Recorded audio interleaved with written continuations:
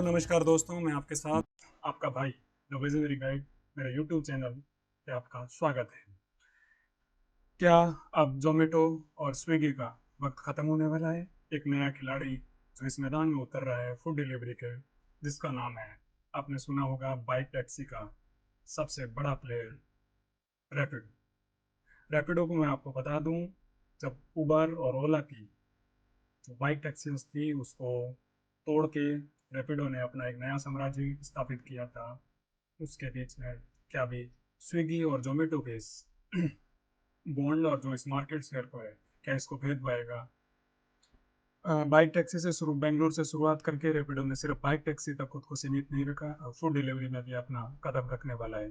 सबसे बड़ा सवाल ये है कि इस मार्केट में क्या रैपिडो टिक पाएगा, या फिर ओला उबर की तरह ये भी फूड डिलीवरी में फेल हो जाएगा? ये सारे क्वेश्चन आपके सामने उभर रहे होंगे, तो जानते हैं इस वीडियो में पूरा गेम प्लान और इंडस्ट्री का हाल, किस तरह से इंडस्ट्री है, कितना मार्केट वैल्यू है इसका, क्या इसको रैपिडो भेज पाएगा, या स्विगी और जोमेटो को जो एक बहुत बड़ा शेयर है मार्केट में, उसको क्या ये तोड़ पाएगा कि नहीं पाएगा, इसका बहुत बड़ा क्वेश्चन साफ सभी के सामने है। इंडियन फूड डिलीवरी मार्केट की मैं बात करूं तो 8 बिलियन से ज़्यादा का ये मार्केट है, जिसमें 17.5% से एनुअल ग्रोथ रेट है, और जैसे जैसे आगे जाएगा तो और रेट बढ़ती रहेगी। और आपको बता दो 4.5 मिलियन से ज़्यादा डेली ऑर्डर्स हैं इसके। साढ़े और 95% जो आज का मार्केट शेयर है वो उसका सिर्फ मार्केट मार्केट शेयर 95% है, वो जोमेटो और स्विगी के पास है। ठीक है, 95% से ज़्यादा का मार्केट शेयर। तो अभी मैं किस तरह से आपको एक पूरा प्लान बताऊंगा, किस तरह से रैपिडो वर्क करेगा और किस तरह स्विगी और जोमेटो की जो एकदम डोमिनेंस है उसको किस तरह से तोड़ पाएंगे। तो एग्जांपल के लिए मैं बात करूंगी, एक मैकडोनाल्ड का चिकन मील है, वो 199 प्राइस है, वो जोमेटो पे भी है, वो स्विगी पे भी है, वो रैपिडो पे भी है।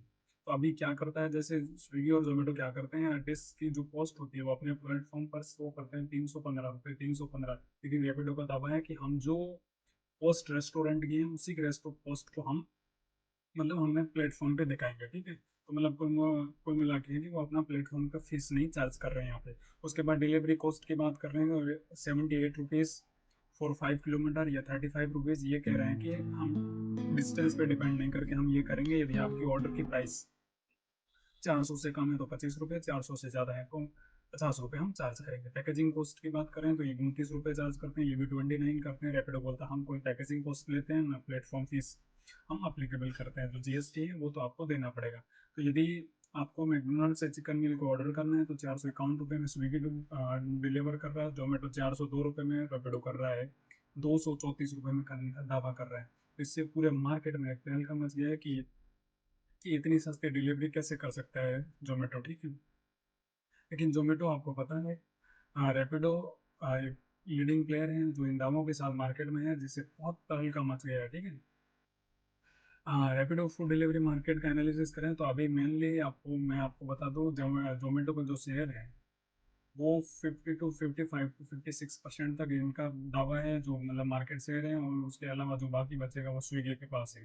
स्विगी के पास 45 से 46% का मार्केट शेयर है। ठीक है, तो इन दोनों के अलावा कोई दूसरा प्लेयर नहीं है, और इन दोनों के डोमिनेंस को तोड़ने के लिए रैपिडो को बहुत सारी चीज़ें करनी पड़ेगी। क्या वो कर पाएगा नहीं कर पाएगा, ये सारे सवाल हैं, लेकिन इनके जवाब में एक एक करके आपको दूंगा। वीडियो के अंत तक बने रहेंगे तो पता चल जाएगा कि एक एग्जिस्टिंग कंपनी को तोड़ने के लिए क्या क्या प्लानिंग चाहिएगी, या उनके मतलब उनको क्योंकि आपको पता है ओला और उबर के जो मतलब बाइक टैक्सी थी उसमें भी रैपिडो ने आके कल का मचाया था। तो उसी जरिए से क्या जोमेटो और स्विगी के इस बॉन्ड को तोड़ पाएगा रैपिडो।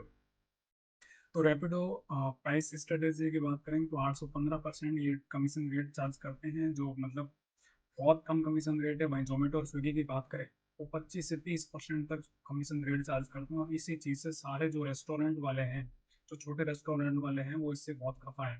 तो इनका डिलीवरी फीस का चार्ज रहेगा कि 25 रुपये रहेंगे अंडर 400, और 50 रुपये अबव 400। ठीक है, तो ये एडिशनल चार्जेस लगाते हैं, उसके अंदर एडवर्टाइजिंग फीस लगाते हैं, पैकेजिंग फीस लगाते हैं, और वेरिएबल डिलीवरी चार्जेस भी ये लगाते हैं अकॉर्डिंग टू द डिस्टेंस। तो रिगोलेशनली है कि यहाँ बहुत कम कमीशन रेट कर रहे हैं और एक फिक्स डिलीवरी, और इसके बाद इनका प्लान रहेगा कि वो कि हम मतलब अ, एक बाद में एक फीस रखेंगे और पूरा एनुअल पैकेज के हिसाब से हम वो फीस रखेंगे और उसके हिसाब से ही सारी चीज़ें करेंगे। अभी इनका पायलट प्रोजेक्ट जो बेंगलोर में स्टार्ट हुआ है, उसके बाद ये मेट्रो एक्सपेंशन करेंगे जो दिल्ली एनसीआर और सब में करेंगे, जो मार्च 2025 और 26 के अक्टूबर 25 से मार्च 26 के बीच में, उसके बाद नेशनल रोल आउट अप्रैल 2026 के बाद इनकी करने की पूरी प्लानिंग है। तो वाई रैपिडो भी सक्सेड रैपिडो के सक्सेड होने के चांसेस उसमें फर्स्ट है एग्जिस्टिंग इंफ्रास्ट्रक्चर है। इनके पास सारे बाइक राइडर्स इतने मतलब बहुत सारा मतलब 9 साल से ज़्यादा का इनका एक्सपीरियंस है, लार्जेस्ट डिलीवरी पार्टनर नेटवर्क है इन इंडिया। बाइक टैक्सी में इनका पूरा नाम है, तो इनके पास पूरा एक चैन ऑलरेडी बना है, बस उसको कन्वर्ट करके इनको फूड में लगाना है। इनके पास एक सस्टेनेबल मॉडल भी है कि 50% लोअर कमीशन रेट्स हैं, ट्रांसफर और ट्रांसपेरेंट फीस है। देखो इनकी जो लोअर कमीशन रेट है इसकी वजह से ये बहुत चर्चा में है, ठीक है।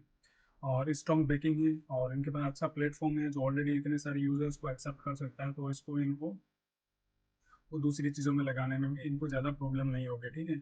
और परफेक्ट टाइमिंग है जब market ready for the disruption है, कि मतलब इन दो प्लेयर का इतना डोमिनेंस हो गया है कि बहुत सारे छोटे जो ग्राहक हैं उनको बहुत सारी प्रॉब्लम आ रही है, तो उसको तोड़ने के लिए रैपिडो ऑन द टाइम बिल्कुल एकदम सही स्ट्रेटेजी है इनकी। कमीशन स्ट्रक्चर की बात करें जो हमने देख लिया, जोमेटो स्विगी और रैपिडो का जो 8 से 15% यही चीज़ें उनको बेटर और आगे बनाती है। जीरो प्लेटफॉर्म फीस लगाते हैं ये। और इनके जो वेरिएबल्स डिलीवरी फीस स्ट्रक्चर्स हैं वो 25 से 50 रुपये इनका फिक्स है, इनका वेरिएबल है, चेंजेस होता रहता है, कभी डिपेंड ऑन द डिस्टेंस और एवरीथिंग लाइक दैट। क्या आपको लगता है कि रैपिडो इन चीज़ों में सक्सेस हो पाएगा कि नहीं हो पाएगा? आपके क्या विचार रहेंगे? क्या मार्केट में एक नए डिलीवरी पार्टनर की जरूरत है कि नहीं है? ये सारे जवाब मैं आपसे चाहूँगा कमेंट बॉक्स में अपना उत्तर दीजिएगा। और मुझे हमको ऐसा लगता है कि एक नए पार्टनर को होना बहुत ज़रूरी चीज़ है। इससे मार्केट में नई चीज़ें आएगी और डिलीवरी फ्रेंडली रहेगी। और अभी मार्केट में एक ऐसे प्लेयर की जरूरत है जो बहुत कम कमीशन ले और डिलीवरी भी उसी हिसाब से सफिशिएंट रूप से कर पाए, ठीक है। तो आशा करते हैं कि रैपिडो इस चीज़ों को तोड़ेगा और मतलब इनको जो जोमेटो और स्विगी की जो है डोमिनेंस बना रखा है उसको ब्रेक डाउन करने की कोशिश करेगा। लेकिन चैलेंजेस हैं, मे बी रैपिडो इसको ब्रेकआउट करेगा। इसी आशा के साथ मैं आपसे विदा लेता हूँ। आपको मेरी प्रेजेंटेशन कैसा लगा? अच्छा लगा होगा तो लाइक से सब्सक्राइब जरूर करिए। शुक्रिया आप सभी का मेरे साथ बने रहने के लिए। धन्यवाद।